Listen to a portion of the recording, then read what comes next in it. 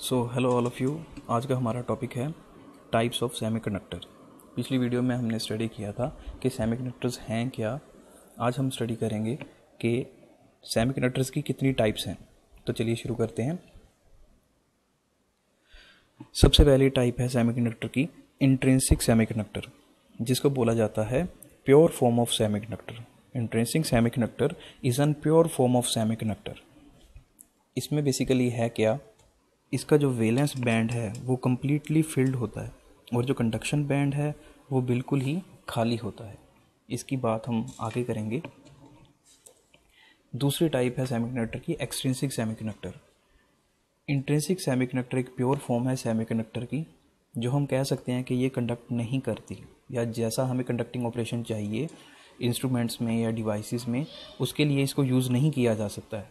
तो हम क्या करते हैं, इंट्रिंसिक सेमीकंडक्टर में इम्प्योरिटीज़ को ऐड करके, दो तरह की इम्प्योरिटीज़ होती हैं, पेंटावेलेंट और ट्राइवेलेंट। इन इम्प्योरिटीज़ को ऐड करके हम एक नया सेमीकंडक्टर बना लेते हैं, जिसको बोला जाता है एक्सट्रिंसिक सेमीकंडक्टर।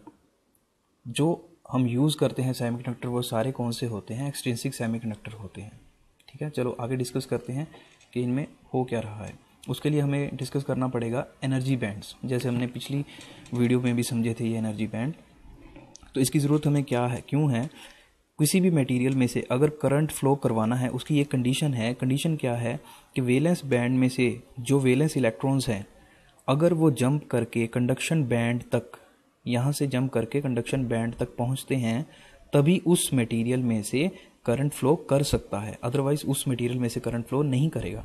जैसे इंसुलेटर्स जो होते हैं, जैसे वुड होती है, रबड़ होती है या ग्लास होता है, उनमें जो ये गैप होता है जिसको हम फॉरबिडन एनर्जी गैप कह रहे हैं, ये वैलेंस बैंड और कंडक्शन बैंड के बीच की दूरी होती है।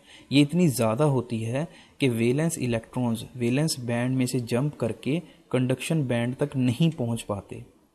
इस वजह से इंसुलेटर्स में से करंट पास नहीं होता, और कंडक्टर्स में ये दोनों बैंड एक दूसरे के ओवरलैप कर रहे होते हैं, एक दूसरे के बिल्कुल साथ चिपके होते हैं, जिसमें फॉरबिडन एनर्जी गैप जो है वो बिल्कुल ज़ीरो होता है।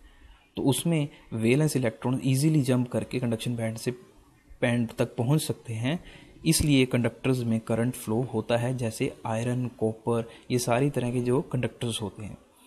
अब हो क्या रहा है, जो सेमीकंडक्टर्स होते हैं, सेमीकंडक्टर्स में जो ये गैप होता है, ये गैप ना तो इंसुलेटर जितना बड़ा होता है, ना ही इतना ज़्यादा होता है कि वो यहाँ से जंप करके पहुँच ही नहीं पाएंगे, ना ही कंडक्टर्स जितना बिल्कुल ज़ीरो होता है। इसमें ये जो गैप होता है सेमीकंडक्टर्स में थोड़ा सा होता है कि एक्सटर्नल एनर्जी देने पर जो वैलेंस इलेक्ट्रॉन्स हैं वो जंप करके कंडक्शन बैंड तक पहुंच जाते हैं और सेमीकंडक्टर्स काम करने लग जाते हैं। एक्सटर्नल एनर्जी जैसे कि हीट और लाइट अगर हम किसी सेमीकंडक्टर को देंगे तो वो काम करने लग जाते हैं। अब हम बात करते हैं टाइप्स ऑफ सेमीकंडक्टर की, इंट्रिंसिक और एक्सट्रिंसिक। अब हम बात कर रहे थे कि इंट्रिंसिक सेमीकंडक्टर में ये कंडक्शन क्यों नहीं हो रही है। अब हो क्या रहा है, इस एनर्जी बैंड में देखिए, जो वैलेंस बैंड है इसका, ये पूरी तरह से फिल्ड है, और जो कंडक्शन बैंड है ये पूरी तरह से खाली है।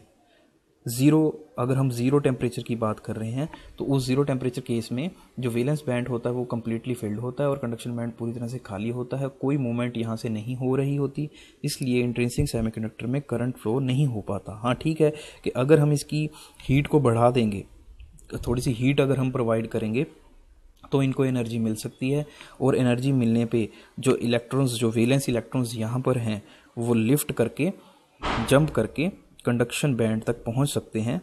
ठीक है, इसकी वजह से जो कंडक्शन हो सकती है। और अब हम एक्सट्रिंसिक की बात करते हैं कि एक्सट्रिंसिक सेमीकंडक्टर में होता क्या है।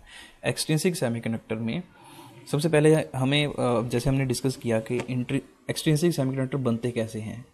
इंट्रिंसिक सेमीकंडक्टर में जब एक इम्प्योरिटी को ऐड किया जाता है तब जो सेमीकंडक्टर बन के आते हैं वो होते हैं एक्सट्रिंसिक सेमीकंडक्टर। ठीक है, तो इस प्रोसेस को, इम्प्योरिटी ऐड करने के प्रोसेस को, the process of adding impurities to intrinsic semiconductor is known as doping. इस प्रोसेस को डोपिंग कहा जाता है। इंट्रिंसिक सेमीकंडक्टर से एक्सट्रिंसिक सेमीकंडक्टर बनाने के प्रोसेस को डोपिंग कहा जाता है। ठीक है, चलिए बात करते हैं आगे कि एक्सट्रिंसिक सेमीकंडक्टर कितने टाइप के होते हैं। पहली टाइप एक्सट्रिंसिक सेमीकंडक्टर की है पी टाइप। जैसे आप देख पा रहे हैं पी टाइप सेमीकंडक्टर में जो कैरियर्स हैं जो ज़्यादा मात्रा में हैं वो हैं होल्स। ठीक है, ये बनते कैसे हैं आइए जानते हैं। अभी हम समझ के हटे हैं कि इंट्रिंसिक सेमीकंडक्टर में अगर हम इम्प्योरिटी ऐड करेंगे तो वो एक्सट्रिंसिक सेमीकंडक्टर हमारे बन जाएंगे। तो पी टाइप क्या है? एक्सट्रिंसिक सेमीकंडक्टर की पहली टाइप है। इट मीन्स ये भी इम्प्योरिटी ऐड करने से बना हुआ है। ठीक है, तो पता करते हैं कि कौन सी इम्प्योरिटी ऐड करने से पी टाइप सेमीकंडक्टर बनते हैं। देखिए, when trivalent impurity is added into intrinsic semiconductor, the extrinsic semiconductor form is known as P type semiconductor. तो ट्राइवेलेंट इम्प्योरिटी अगर हम ऐड करेंगे इंट्रिंसिक सेमीकंडक्टर में डोपिंग प्रोसेस से, तो जो सेमीकंडक्टर बन के आएगा वो आपके पास बन के आएगा पी टाइप सेमीकंडक्टर, जिसमें जो ज़्यादा मात्रा में जो मेजॉरिटी कैरियर्स होंगे वो होंगे होल्स। ठीक है, अब दूसरी जो टाइप है वो है एन टाइप।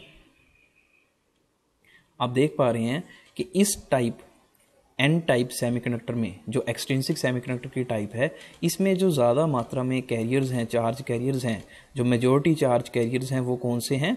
इलेक्ट्रॉन्स हैं। तो आइए जानते हैं कि ये कैसे बनते हैं।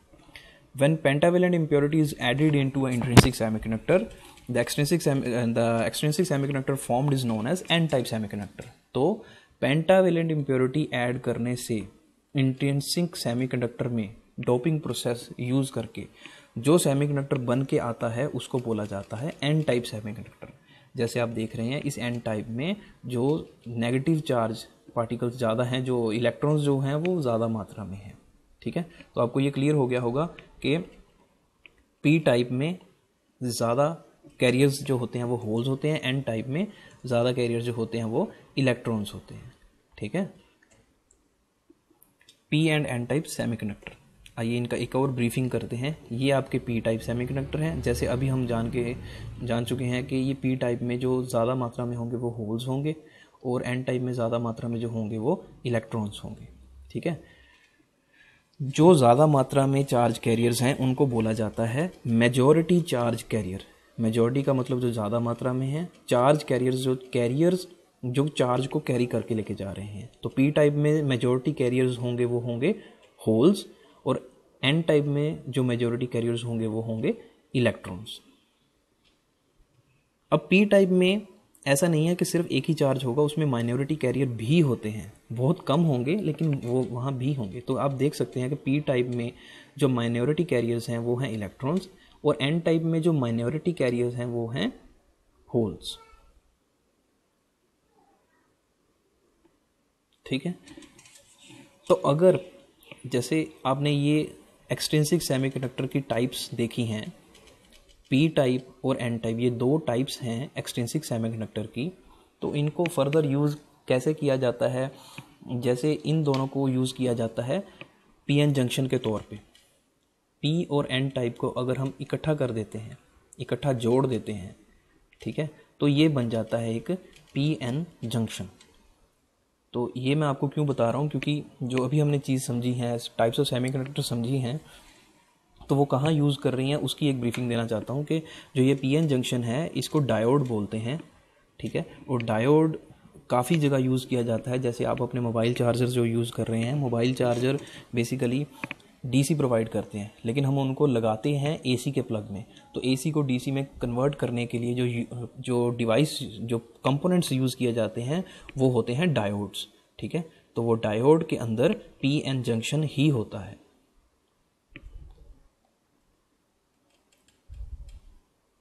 इस जगह को जंक्शन बोला जाता है।